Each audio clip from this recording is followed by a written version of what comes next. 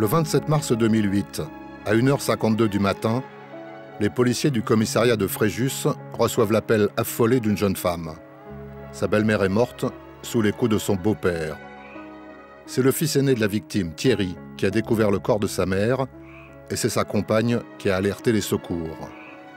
Les faits se seraient déroulés sur le balcon du second étage où réside la famille Chevreul. Les fonctionnaires se rendent à l'adresse indiquée, un petit immeuble situé tout au fond de la zone d'activité Légenais à Saint-Raphaël. Dans l'appartement, les policiers trouvent sur le lit de la chambre, sous une couverture, le corps nu et couvert d'ecchymose de Brigitte Chevreul, 61 ans. À ses côtés, son mari, William, 64 ans, a l'air hagard et reste prostré. Placé en garde à vue, il reconnaît, non sans réticence, avoir frappé son épouse une bonne partie de la soirée. On perd deux êtres en même temps, quoi, voilà. J'ai perdu deux êtres. C'est dur à avaler, des choses comme ça. Même si on sait, on ne pense pas que ça arrive un jour. Pour eux, ils voudraient connaître la vérité. Qu'est-ce qui s'est vraiment passé ce soir-là? Et c'est très dur pour eux d'avoir perdu leur mère dans de telles circonstances. C'est notre maman, quoi. Hein. D'abord, ce sera toujours ma maman. Donc toujours. Incarcéré à Draguignan, William Chevreul change plusieurs fois de version, tentant de minimiser sa responsabilité dans le drame. Qu'il soit jugé, qu'il soit condamné à une peine ou quoi, bon, c'est normal. Maintenant, de là à ce qu'il finisse sa vie en prison, c'est pas ce qu'on veut. La justice reproche à mon client William Chevreul des violences volontaires sur son épouse ayant entraîné la mort de celle-ci. Il encourt à ce titre une peine de 20 ans de réclusion criminelle.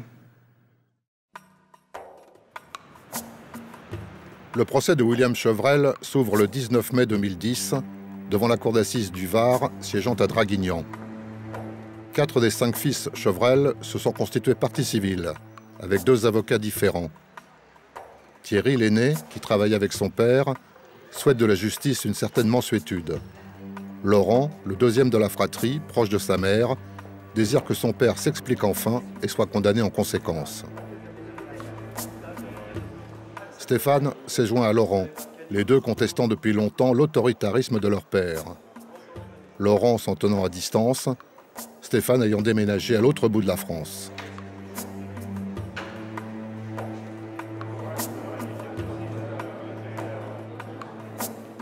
Vivian, le plus jeune des 5 frères, est aussi le plus désorienté. Il n'a pu jusqu'à présent ni se rendre sur la tombe de sa mère, ni rendre visite en prison à son père. Il n'a pas encore choisi son camp. C'est Vivian. Il est là. Il est là. Je vais lui parler là. Ouais, Vivian. Bonjour monsieur. Non, il n'est pas mis, mais voilà. Voilà, je peux vous parler 3 secondes? Allez, venez là. En quelques minutes, Vivian se laisse convaincre. Il rejoint le camp de Thierry et de Sylvain. Il n'est pour autant pas question de discorde entre les frères, mais plutôt d'une différence de sensibilité. On est vraiment là pour que la lumière soit faite sur ce dossier aujourd'hui. Il faut qu'on sache ce qui s'est passé. Ah ouais, c'est sûr. Parce qu'après, c'est trop tard. Après, voilà, de toute façon, on ne pourra pas revenir dessus. Dites tout ce que vous avez sur le cœur, voilà, rentrez vraiment dans le détail, et puis nous, derrière, on sera là pour vous faire préciser certains points. Voilà, ouais. Sylvain, quant à lui, a déjà choisi de rejoindre son frère Thierry, dont il est très proche. Qu'est-ce qui va se passer au niveau des faits, de ce que votre père va dire, les circonstances, les raisons, ses remords, ses explications, savoir comment on va se déterminer dans les intérêts et à la mémoire de votre mère, et encore, effectivement, par rapport à votre père. Hein? Donc ça, on aura une conversation très intime ensemble demain, hein, si vous voulez bien. Okay. L'audience est prévue sur 2 journées. 13 témoins et 5 experts sont convoqués pour y témoigner. Stéphane, partie civile. Donc vous mettez pareil premier rang sur la gauche. Ensuite, le public, vous pouvez rentrer. Sont également présents dans le public les frères et sœurs de l'accusé, ainsi que certains de ses collègues et amis de travail. Les parties civiles seront représentées par Maître Bascan et Simon de Kergunik d'un côté et de Maître Jean-Louis Rivière de l'autre.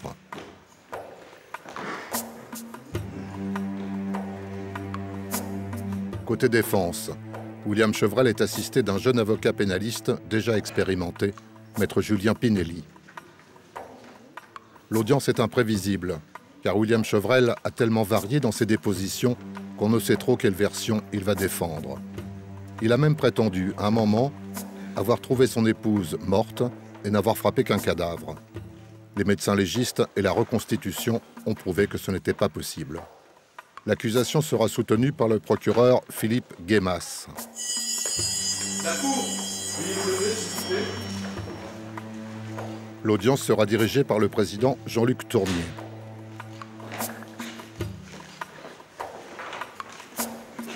L'audience est ouverte, veuillez vous asseoir, s'il vous plaît. William Chevrel a aujourd'hui 66 ans. Il est détenu depuis un peu plus de 2 ans. En ce début d'audience, la Cour et les jurés vont examiner les circonstances de la mort de son épouse. Ce mercredi 26 mars 2008 est un jour ordinaire, hormis un match de football France-Angleterre prévu en soirée. William Chevrel est sur l'un de ses chantiers de plomberie avec son fils Thierry. Au Genêt, le propriétaire de l'immeuble des Chevrel est sur place. Comme par hasard, j'avais cette porte d'entrée qui fermait mal. Ce jour-là, alors que ça traînait depuis un moment, j'ai décidé de la faire, tout simplement. Voilà. Donc j'ai mis mes outils et tout le tralala sur les escaliers en bas. Et à partir de 15h l'après-midi, j'ai commencé donc à faire des trous. Et je suis resté donc sur le palier en permanence. Je n'en ai pas bougé. Madame Chevrel a descendu les chiens vers 18h30, 19h, je me souviens plus très bien, mais voilà. Et puis, comme me voyant en bas, qu'est-ce qu'elle a fait? Elle s'est arrêtée. On a laissé partir les chiens en face. Et puis, on a tapé la bavette pendant quelques instants, c'est-à-dire 3/4 d'heure, 1 heure à peu près. Elle est tellement gentille, cette femme, que vous avez plaisir à discuter avec elle. Puis elle a envie vraiment de discuter, elle a besoin, on le sent. C'est une femme qui se rapprochait pour parler, elle se rapprochait de vous, et donc elle était proche, et si elle sentait l'alcool, je l'aurais senti. Et moi, à 21h, je partais en fin de compte. Je sais que personne n'est passé à ce moment-là, du moins de 15h à 21h, parce que j'étais dans le passage. Donc je pense qu'il n'était pas là, effectivement. Et puis ce soir-là, j'ai appris après qu'il y avait un match, et quand il y a un match, en général, il était toujours avec ses amis. Et il a dû rentrer certainement après le match, je suppose. William Chevrel rentre en fait chez lui à 21h15, après un solide apéritif pris chez des amis. Il regarde la retransmission de la première mi-temps du match, il s'endort, puis se réveille. Il s'aperçoit alors que Brigitte n'est plus dans sa chambre, devant le second poste de télévision. Il sort dans le couloir de l'immeuble et plonge son regard par la fenêtre extérieure du palier. Il voit Brigitte inanimée, allongée sur le bitume du parking. Il l'aurait retrouvée en bas des escaliers, ivre, puisqu'elle avait un taux d'alcool important dans le sang. Il l'aurait rouée de coups pour la faire remonter dans l'appartement, étant précisé qu'elle ne voulait pas remonter d'elle-même. Ce n'est pas la première fois qu'il voit sa femme dans son état, et comme il le fait à l'habitude, va tenter de la ramener, tenter de la réveiller, en quelque sorte, puisqu'elle est ivre et ne répond pas, et va pour ce faire lui donner quelques coups, mais de façon très légère, uniquement dans le but, encore une fois, qu'elle reprenne ses esprits. Il l'a remontée dans l'appartement, il l'a mise sur la terrasse, il l'a aspergée d'eau, soi-disant pour la réveiller, et là, il a certainement continué à la rouer de coups. Ce sont de véritables coups qui vont être portés sur cette dernière, coups dont il a été établi qu'en réalité, ils sont à l'origine du décès de celle-ci. Les médecins établissent l'agonie de Madame Chevrel à 30 minutes, ce qui est énorme. Au regard des éléments versés au débat, de la chronologie, des expertises, on peut penser qu'au moment où celle-ci effectivement remonte l'escalier avec mon client, elle est toujours en vie. Et nous savons, au regard de l'autopsie et des expertises réalisées, que toutes les marques visibles sur le corps de Madame Chevrel ont toutes été faites ante-mortem. Les médecins dénombreront les traces de 88 coups portés et compteront 7 côtes cassées. Selon l'autopsie, ce n'est d'ailleurs pas un coup en particulier, mais l'accumulation des traumatismes qui a déclenché le processus mortel. Donc pour vous, il n'a pas pu monter. Donc ça veut dire quoi? Vous en déduisez quoi? Donc aller monter avec lui, peut-être difficile. William Chevrel explique, sans trop de conviction apparente, qu'il a perdu la tête, qu'il ne savait plus ce qu'il faisait. C'est les nerfs, ajoute-t-il, en expliquant la honte qu'il a ressentie à l'idée que ses voisins auraient pu voir Brigitte ivre morte sur le parking.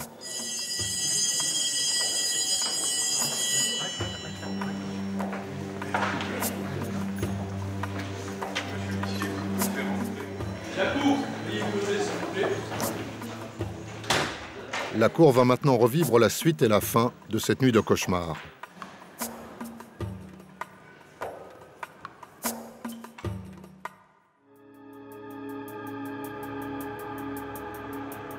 Après avoir déshabillé le corps de sa femme et l'avoir traîné au bas du lit, Chevrel fait un peu de ménage avant de quitter l'appartement des Genêts. Au volant de sa voiture, il se rend une bonne dizaine de kilomètres plus loin, au Capitou, un ranch où vivent parmi les chevaux son fils Thierry et sa compagne. À quoi pense-t-il durant le trajet? Il ne le dira pas. On ne sait qu'une chose, il n'a pas prévenu les secours, car il a du mal à se servir seul d'un téléphone. Au terme d'une petite demi-heure de trajet, il parvient au Capitou à 1h23. Non, dès qu'il quelqu'un a klaxonné, sur le coup, j'étais surpris. Je regarde bien comme ça, je dis, tiens, c'est mon père. J'ai ma copine, je dis, tiens, c'est mon père qui est dehors, je vais voir ce qu'il veut. Et de là, ben, il me dit, viens vite, je crois que maman, elle est morte. Alors, je dis, non, quand même pas, c'est pas possible. Et bon, de là, il me dit, non, mais viens. Et alors, du coup, ben, je dis à ma copine, je dis, ben, faut que je m'en aille avec mon père. C'est là où elle m'a dit, si tu veux que je t'accompagne. S'il va chercher son fils, il accepte également que la femme de son fils les rejoigne au domicile du couple. Et il me semble que l'on peut admettre que s'il avait véritablement souhaité maquiller ses faits et gestes ce soir-là, il n'aurait pas accepté de s'encombrer d'un témoin plus extérieur que son propre fils à la famille. Donc de là, ben, on est parti, mais je vous dis, franchement, ça a été sans amour, sans rien, quoi. Et tout le long du chemin, je me suis dit, quand même, ils se sont disputés, mais c'est pas grave, quoi. C'est une comme d'habitude, ma mère va être là, elle va être sans réagir, mais bon, voilà, quoi. Quand je suis arrivé, ça a été le coup fatal, quoi. Je tenais ma mère, je voulais pas y croire. Hein. Si c'était pas ma copine qui m'aurait fait un hochement de la tête en me faisant comme ça, j'aurais pas compris vraiment qu'elle était là, vraiment morte, quoi. Et après, je la voyais toute froide, alors c'est là où je me suis dit, bon, ben, il faut la mettre dans le lit, il faut prendre une couverture, il faut la réchauffer. C'est moi qui bougeais le corps avec... Après, c'est là où j'ai dit, mon père, il était là, et il bougeait pas, et je dis, oh, donne-nous un coup de main, donne-nous un coup de main. Et franchement, il était figé, il était dans le coin de la chambre, et il bougeait pas. Même pour ça, j'ai engueulé un peu mon père en disant, oh, viens me donner un coup de main pour la mettre dans le lit. Il savait pas quoi faire, et c'est vrai, il avait les larmes aux yeux, il était là, et... Les deux jeunes gens comprennent que Brigitte est bien morte. L'ami de Thierry saisit le téléphone. William Chevrel laisse faire, l'air toujours égaré, sans prononcer un mot. Elle n'appelle pas en cachette, pas du tout, elle le fait même de façon tout à fait ouverte. Monsieur Chevrel sait que sa belle-fille appelle les secours ce soir-là. En aucun cas, celui-ci va faire obstacle à l'appel des secours. Ainsi alertés, les policiers se rendent sur place. Ils y découvrent le corps martyrisé de Brigitte, ainsi qu'une trace matérielle des violences exercées contre elle. Une partie de son dentier, brisé, gît sur le balcon extérieur de l'appartement. Qu'on lui reproche sur un plan moral une attitude qui n'était pas celle qu'il aurait dû adopter, c'est un fait. Lui a agi encore face aux événements, avec toute leur dimension de panique, évidemment, dans l'urgence.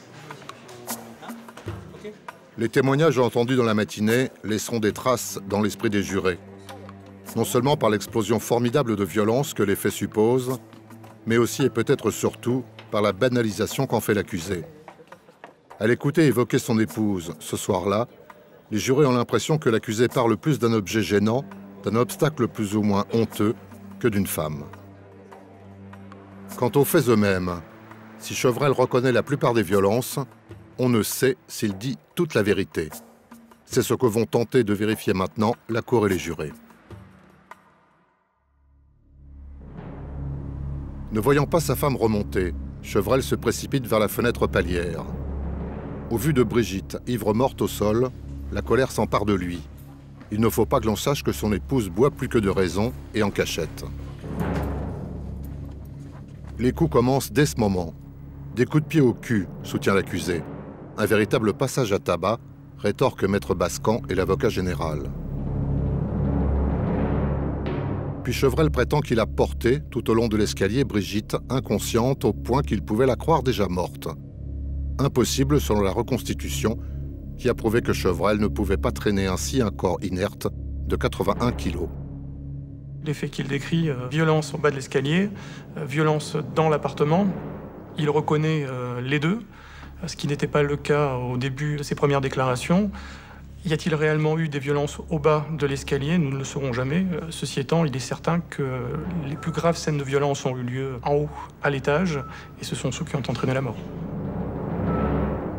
Il a révélé qu'il pouvait y avoir une relation entre les coups qu'il a portés à son épouse et la mort de celle-ci, les conséquences de ces coups.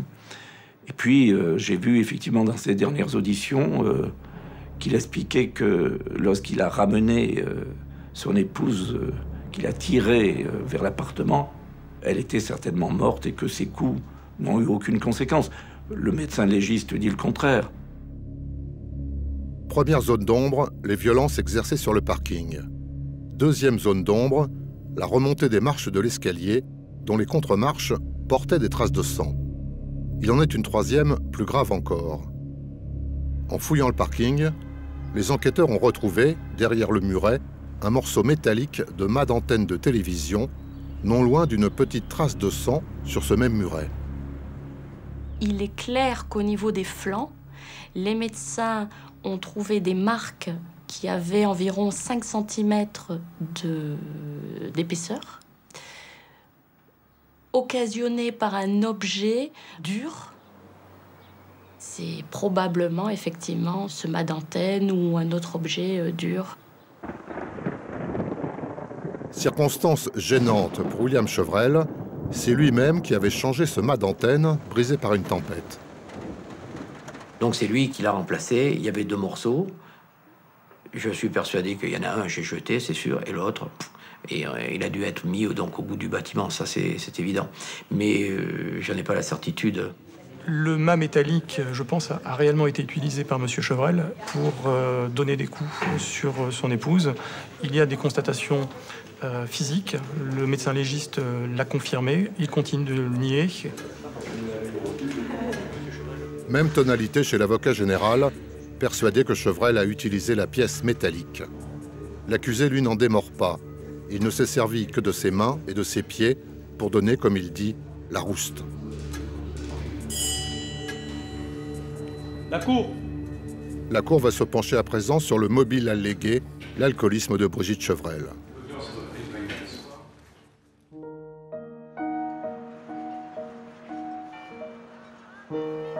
Les chiffres des experts en toxicologie sont impitoyables.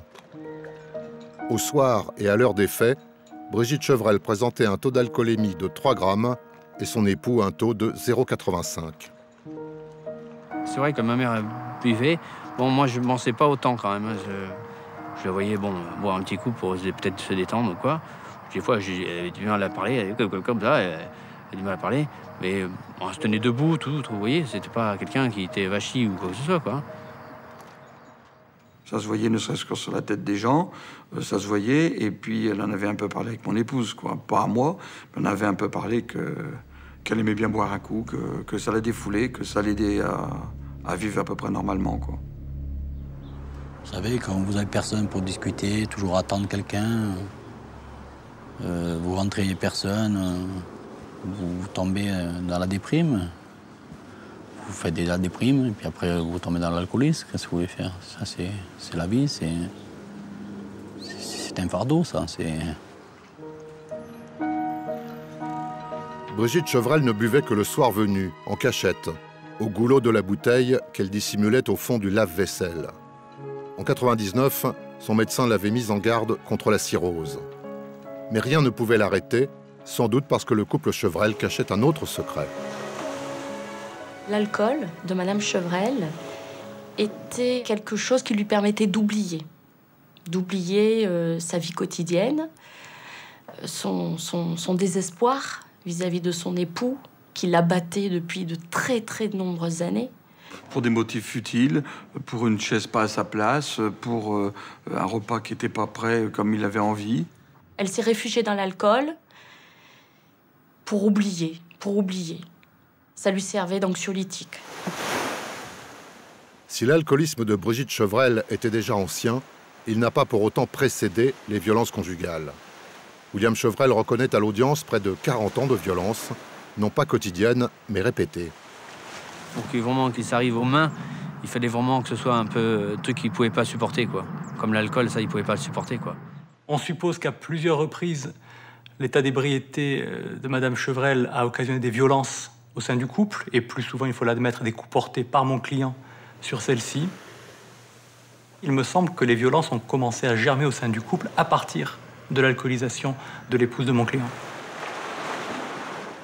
En plus de ça, si ma mère elle réagissait à se défendre et tout ça, alors là, ça envenimait un peu les choses, quoi. Et c'est ça qui fait un peu les choses dures, quoi. Qui a fait que peut-être cette réaction qui était un peu dure, quoi. L'alcoolisme de Brigitte n'a pas créé la violence, il l'a exacerbée. Il a aussi permis à William Chevrel d'abolir son propre alcoolisme en accablant le comportement de sa femme. Oui, mon père m'en a parlé. Ma mère le buvait.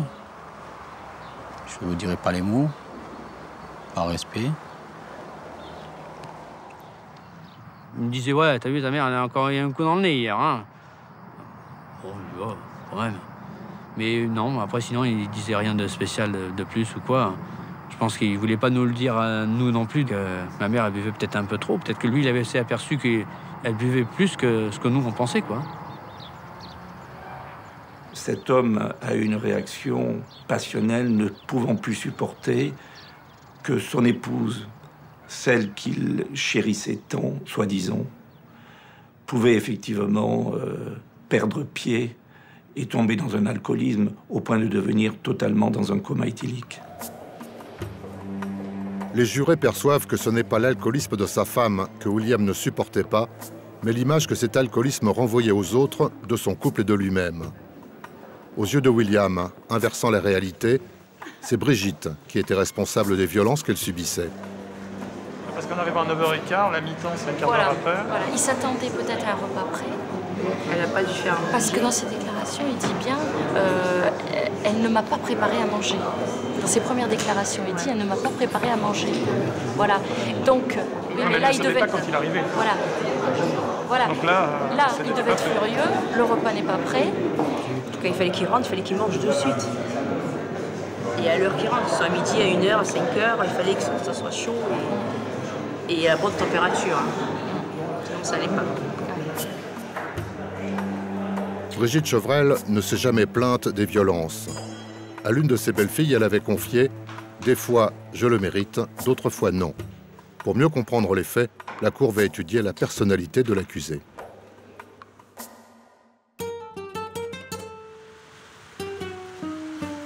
William Chevrel semble venu d'un autre temps. Il veut travailler, ne rien payer à quiconque, vivre selon son bon plaisir, et en famille, il entend que tout le monde file droit. Je dirais qu'il est quand même un peu marginal, c'est clair. Il n'a pas les standards qu'on devrait avoir en tant qu'artisan. C'est un brave garçon. Au départ, c'est un brave garçon. Je l'ai connu il y a 25 ans et j'ai continué à le fréquenter très souvent parce qu'on a réussi à trouver des chantiers ensemble pendant au moins une bonne dizaine d'années. Devoir discuter avec un architecte, tu n'étais pas capable. Il me disait « Alain, est-ce que tu peux aller poser les questions à ma place, s'il te plaît ?» Donc il y avait une certaine timidité, une certaine manque d'assurance en soi. Je l'ai très rarement vu écrire un mot. Il y avait des blocages à ce niveau-là. À la limite, il s'en fout de l'argent. Il travaille pour le plaisir de travailler. Quelqu'un vient et lui dit « Tiens, je suis embêté, tu peux venir ». Il abandonne tout, il remballe ses caisses à outils et il va donner un coup de main à n'importe qui. Et sa femme essayait de faire un peu les papiers, essayait de faire un peu la comptabilité, que si elle disait « William, t'as travaillé où ? Que je veux faire la facture ?» C'était la bagarre. Il n'avait pas envie, il répondait pas. Ma mère, c'était tout pour lui. Hein. Je veux dire, bon, il faisait pas les papiers, il ne sait pas se rappeler d'un numéro de téléphone, un truc comme ça. Donc ma mère lui faisait tout, hein, je veux dire. C'était un bohème, un poète. Quand il travaillait, il était très efficace. Mais si d'un seul coup, il avait envie d'aller sortir ou d'aller promener ou de plus travailler ou d'aller à la pétanque, il n'y avait pas de ce souci de la rentabilité. Et il s'est mis à son compte, mais il avait la liberté, mais il ne savait pas la gérer, cette liberté. Il n'y avait pas la capacité de comprendre qu'on vit dans une société, qu'il faut payer des charges, qu'il faut, quand on a gagné 1000 francs, enfin quand on a fait 1000 francs de chiffre d'affaires, il nous reste 300 francs. En 1975, William est rattrapé par ses charges qu'il n'a pas réglées et il doit se mettre en faillite. Il remonte une entreprise avec une fausse raison sociale. Durant plus de 30 ans, il passe ainsi à travers les mailles du filet. C'est quand même quelqu'un qui avait tendance à s'arranger avec la loi, qui avait ce qu'on appelle un surmoi assez lâche, c'est-à-dire permissif, peu contraignant. Il vivait au jour le jour. Aujourd'hui, j'ai toujours vu William balader avec de l'argent dans les poches. Qui n'avait pas besoin, mais c'était une habitude. William Chevrel passe beaucoup de temps avec ses copains, au café. Là, il est décrit comme calme, jovial et serviable. Il aime le football, les jeux de hasard et le pastis. L'alcoolisme qu'il devait présenter devait être régulier, il ne devait pas être d'intensité majeure, il n'avait pas encore de signes malgré son âge relativement avancé. Il était manifestement dans cet état-là depuis de très nombreuses années. Dans la mesure où il ne tombait pas, il estimait qu'il n'était pas ivre. Et sa consommation habituelle d'alcool, qui était moindre sans doute que celle de sa femme, lui permettait de dire qu'il n'était pas alcoolique. De son enfance, William Chevrel dit n'avoir gardé que de bons souvenirs. L'un de ses frères se souvient pourtant que le père, pour le punir, l'enfermait dans un cagibi. À la suite du décès accidentel de l'une de ses sœurs, les parents se réfugient déjà dans l'alcool. William n'aime pas l'école, il dit ne pas avoir de mémoire. Son père, ouvrier chez Renault, le place à 14 ans en apprentissage chez un plombier. Mes parents, explique-t-il, ne voulaient pas de feignants. C'est un homme qui a sans doute intériorisé beaucoup de frustrations dans l'enfance, quoi qu'il en dise. Et toutes ces frustrations, si vous voulez, se défoulaient à travers l'image de cette épouse et qu'il rendait responsable de tout. Il pouvait être généreux. Moi, j'ai su qu'une fois, un soir de Noël, il a décidé de prendre sa voiture, il est parti, il est allé au centre de Fréjus, il a vu un SDF, il a dit « Viens manger à la maison, on est 8, on sera 9 ».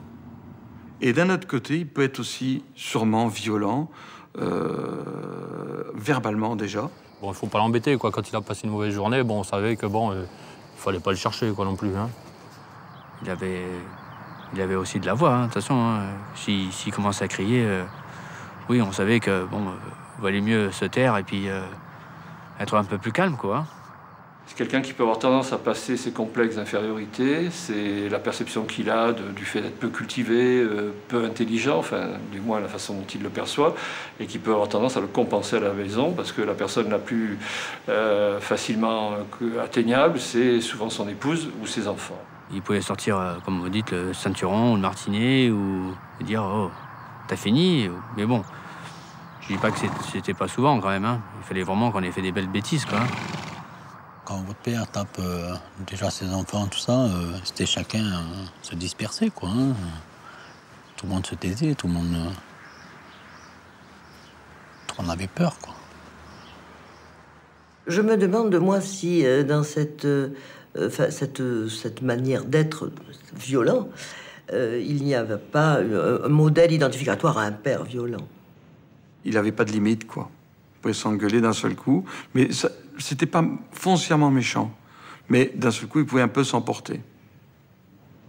L'alcoolisme n'étant pas le facteur déclenchant de la violence, c'est-à-dire que la violence, elle est en soi, l'alcool n'est qu'un des inhibiteurs de la violence. Il était méchant, mais après il était gentil. C'est vrai que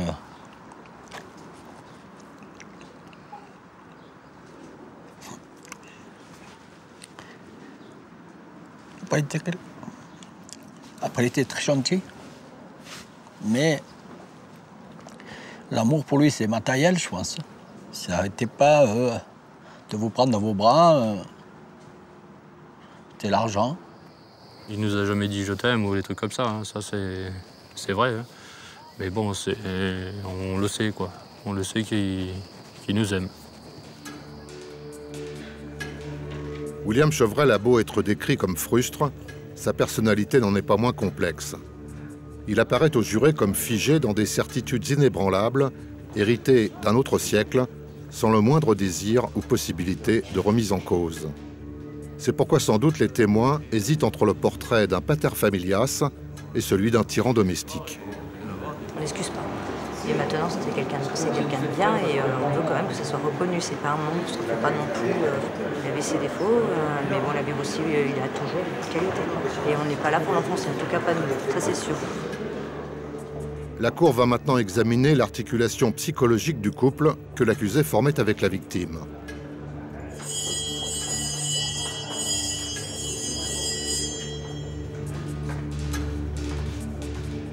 Magistrats et jurés vont essayer de décrypter comment cette dualité alcool et violence était devenue un véritable mode de fonctionnement conjugal, banalisé à outrance.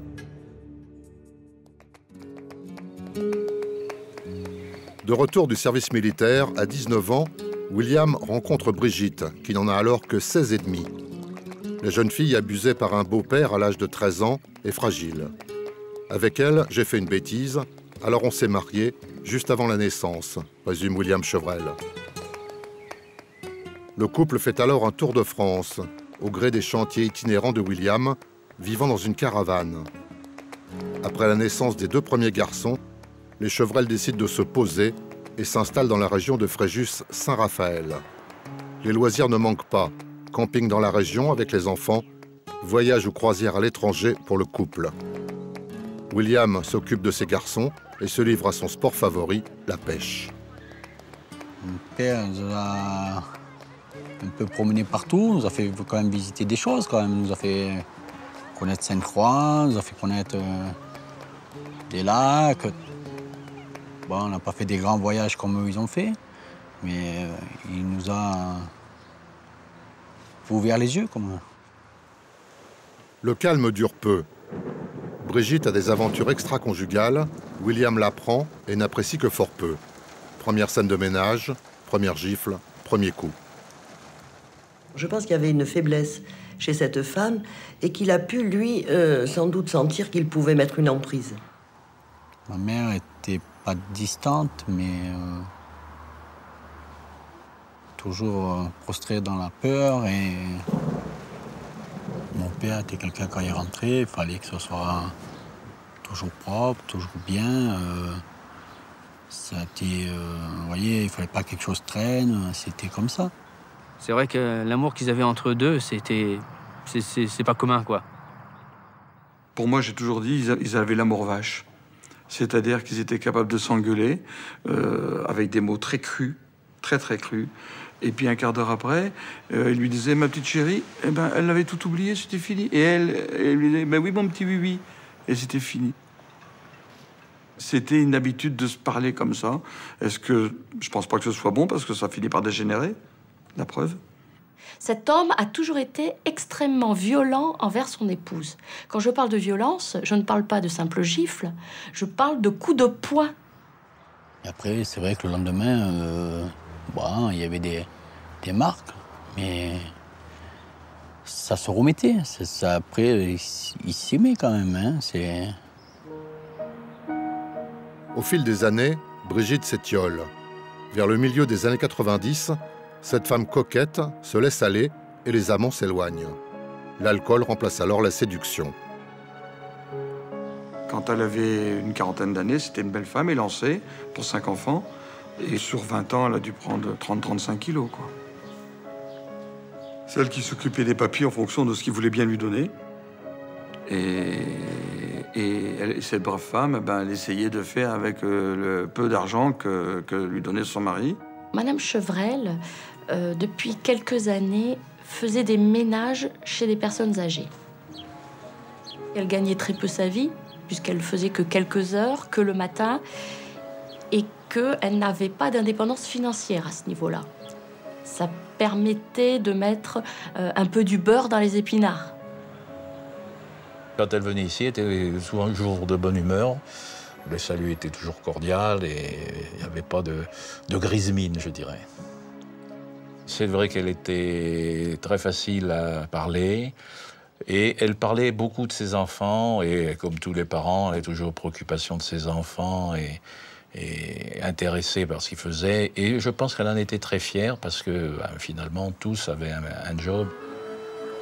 Brigitte Chevrel mène une double vie. La journée, elle travaille, s'occupe de son intérieur, soigne ses chiens. Mais dès le soir venu, dans la solitude de sa chambre, elle boit beaucoup et vite. Au matin, il n'en paraît plus rien. Une fois, elle avait chargé la voiture, elle voulait partir. Je me rappelle, elle était petite, elle avait 10 ans. Et puis moi, je suis sorti, puisqu'on avait entendu partir. Elle m'a dit, mais il ne faut pas partir. Papa a besoin de toi. Mais à cette époque-là, on a dû la laisser partir. Ça, c'est beaucoup de regrets. Madame Chevrel, qui est une femme formidable, reconnue par ses employeurs, unanimement reconnue par ses employeurs et par les amis, et qui devait avoir une certaine fragilité, puisque nous savons que dans les dernières années, elle est tombée effectivement dans l'alcoolisme. Il est toujours difficile de savoir quelle est la cause de cet alcoolisme chez cette femme qui a été décrite quand même avec un tempérament dépressif, anxieux. C'est une femme qui avait déjà pris des antidépresseurs. Malheureusement, on ne connaît pas son histoire personnelle, sinon qu'elle a eu quand même des traumatismes sexuels dans l'enfance. Elle avait une possibilité de récupérer d'une manière facile et même impressionnante, puisque après quelques débordements de la veille, le lendemain matin, elle était au travail. Donc, et les gens ne le voyaient rien. En ce qui me concerne, en aucun cas, j'ai eu à relever ici, dans le cadre de son travail, qu'elle pouvait arriver avec éventuellement un peu trop d'alcool ou de choses comme ça. De son couple, William Chevrel dit « Ça marchait très bien, sauf le soir où elle cherchait des complications, alors je lui mettais des gifles pour la calmer. » Au niveau de sa personnalité et de la vision des faits, le dossier présentait de nombreuses zones d'ombre. Et cette première journée d'audience a permis de lever un certain nombre de doutes, un certain nombre de contre-vérités, de par sa propre bouche. Mis face à certaines contradictions, notamment médico-légales, il ne peut pas faire autrement que de rétablir une vérité qui nous est apparue évidente, nous, au niveau des parties civiles. Lorsque la Cour lui a donné la parole, il a dit « C'est moi, je suis responsable de la mort. Je suis à l'origine des coups et je considère que seuls mes coups sont à l'origine de la mort de ma femme. » Donc ça, c'est très clair. J'espère néanmoins qu'à travers cette sincérité, le jury a pu d'une part le comprendre, a pu savoir quelle a été la situation dans laquelle ce drame a trouvé sa place et admettre qu'enfin, aujourd'hui, William Chevrel leur livre une part de vérité. Outre l'extrême violence des faits, les jurés retiennent deux éléments principaux de cette première journée. L'alcool au sein du couple n'était pas la cause des violences répétées, mais il en était la conséquence. L'absence de plainte ou de fuite de Brigitte Chevrel révèle quelque part une certaine complaisance de sa part envers les violences subies. C'est la seconde journée d'audience.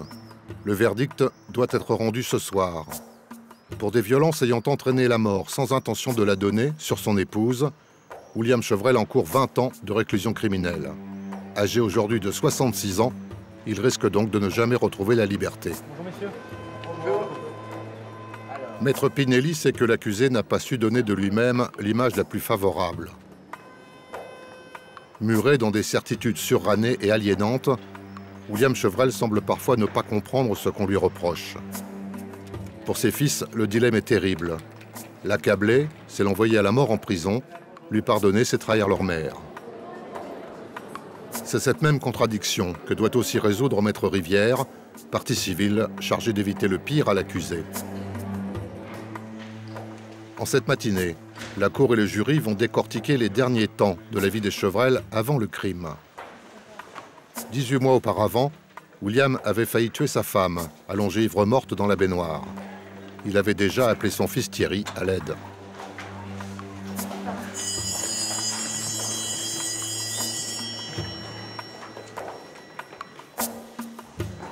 La cour, veuillez vous lever s'il vous plaît. Avec une vie commune de 40 ans, on pouvait imaginer le couple Chevrel stabilisé, même avec un mode de fonctionnement plutôt déviant.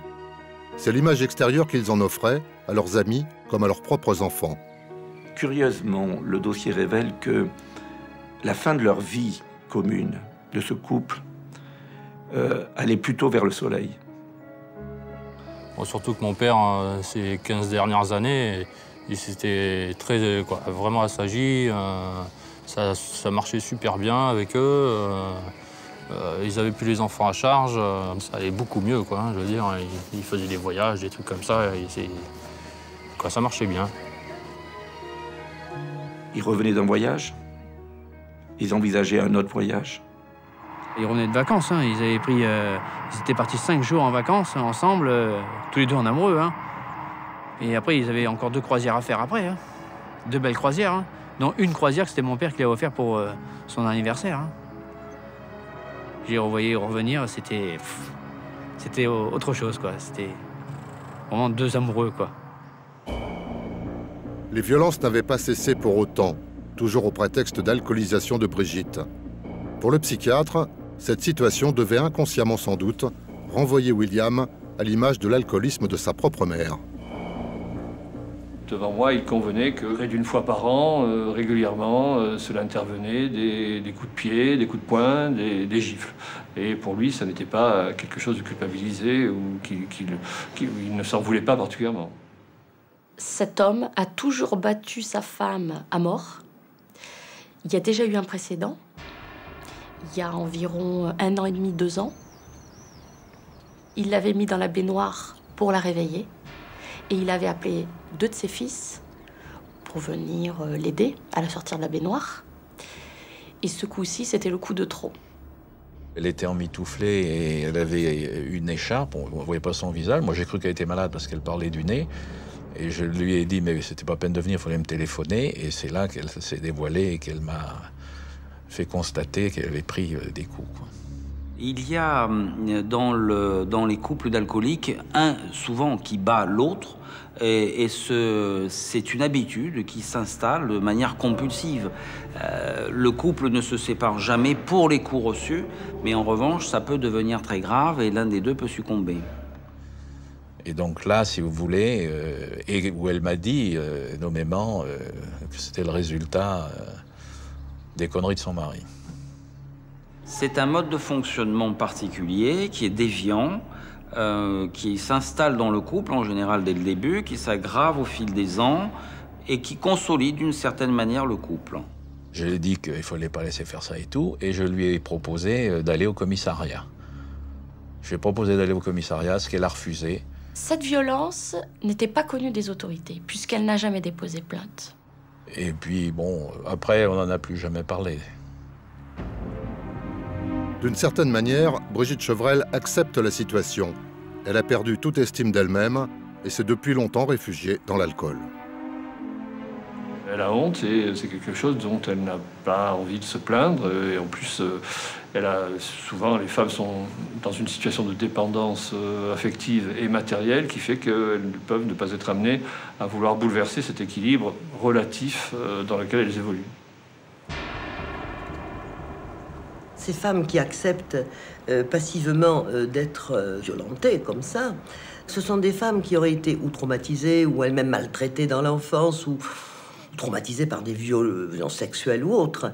Et à ce moment-là, elles pensent qu'elles sont coupables. Il y a une culpabilité toujours inconsciente qui fait qu'elles acceptent les coups. La parole est aux avocats des parties civiles, en ordre dispersé. Thierry, Sylvain et Vivian souhaitent entamer au plus vite ce qu'ils appellent une reconstruction familiale. Bien évidemment, ce qu'il a fait, c'est inacceptable. mais du fait que c'est votre père et que vous l'aimez, je demande autant que faire se peut à la Cour de nous le rendre. C'est ça? Ouais. On est d'accord? Ah oui, c'est sûr. C'est sûr et certain. Bon, donc c'est la mission que vous me donnez. D'accord. Bon, ben c'est clair. Laurent et Stéphane ne partagent pas ce souci de mansuétude. Ils souhaitent que William soit puni pour ce que leur mère a subi. Ce que les 5 frères partagent tous, c'est cette culpabilité insidieuse de n'avoir pas su empêcher le crime. L'audience a permis de donner des éclaircissements, ça c'est indéniable. Mais maintenant, quant à savoir qui est vraiment Monsieur Chevrel, c'est difficile à dire, hein, puisque dans ses positions, il varie en permanence. Monsieur Chevrel ne nous a pas vraiment dit d'une manière très très claire qu'il regrettait vraiment d'avoir porté des coups à son épouse. Il a dit « Je demande des excuses à mes enfants, je reconnais que je lui ai mis des gifles, peut-être des coups de pied, mais on l'a pas vraiment senti prendre vraiment la pleine mesure de ses actes. » C'est pour Thierry, qui travaillait avec son père et voyait quotidiennement sa mère, que le moment est le plus difficile. J'ai souhaité effectivement aussi pouvoir mieux faire comprendre une situation beaucoup plus complexe que simplement celle d'un homme rustre qui battait sa femme pendant 40 ans. Je pense que une justice modérée, mais suffisante, serait capable effectivement d'être comprise par l'ensemble des personnes concernées. Au nom de la société, l'avocat général dresse de l'accusé le portrait d'un homme impulsif, alcoolique et intolérant à la frustration. Philippe Guémas reproche à William Chevrel de n'avoir aucun remords, de ne jamais s'être remis en cause et d'être encore aujourd'hui persuadé que sa femme méritait les coups qu'il lui a portés. Il réclame une peine de 12 à 15 ans de réclusion criminelle. L'audience est reprise, veuillez vous asseoir. Il me semble qu'au regard des faits, la fourchette inférieure de la peine requise, à savoir 12 ans de réclusion criminelle, pourrait correspondre à une sanction justifiée au regard des faits commis par mon client, si l'on associe au fait qu'on lui reproche devant la Cour l'antériorité, surtout de son comportement. Il est évident qu'en l'espèce, non seulement mon client doit être reconnu coupable des faits qu'on lui reproche aujourd'hui, et qui sont déjà d'une gravité certaine, mais en plus, nous savons qu'il y a derrière des années entières durant lesquelles cette femme a subi des violences qui n'ont pas été pénalement sanctionnées, et on peut imaginer que la Cour, dans son verdict, tiendra compte de tout cela. Réunis dans la salle des délibérés, les 3 magistrats et les 9 jurés, 6 femmes et 6 hommes, entament leur délibération. Si les réponses aux questions portant sur la culpabilité ne posent pas de difficulté, les faits étant établis dans leurs principes, la fixation du quantum de la peine est plus délicate. 2 éléments vont peser lourd dans la discussion et le vote sur la sanction. Un élément matériel d'abord, ce morceau de mât d'antenne dont l'accusé nie obstinément l'utilisation, malgré l'apparente évidence. Un élément psychologique ensuite, l'entêtement acharné de William Chevrel à s'accrocher presque désespérément à ses certitudes archaïques. La cour d'assises, vous pouvez rentrer. Le délibéré a duré 2 heures. L'audience reprend pour la lecture du verdict.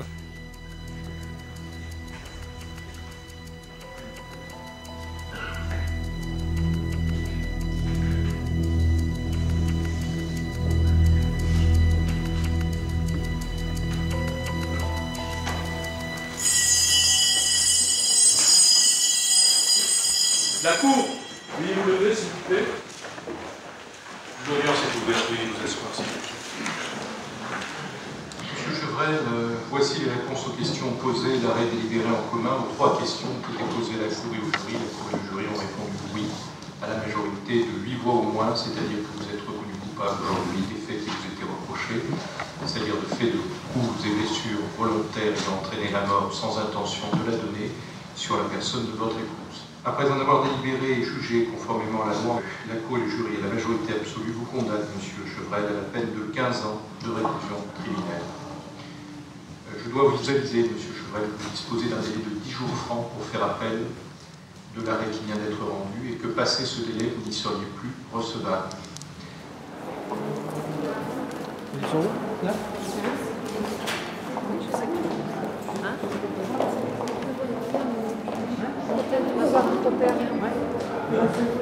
D'accord, ok.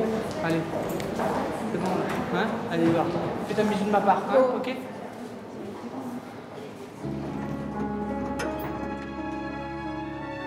La cour d'assises du Var a condamné William Chevrel à 15 ans de réclusion criminelle. Estimant la peine trop forte, il a fait appel de la décision. Il sera donc rejugé par une autre cour d'assises. Il est toujours présumé innocent.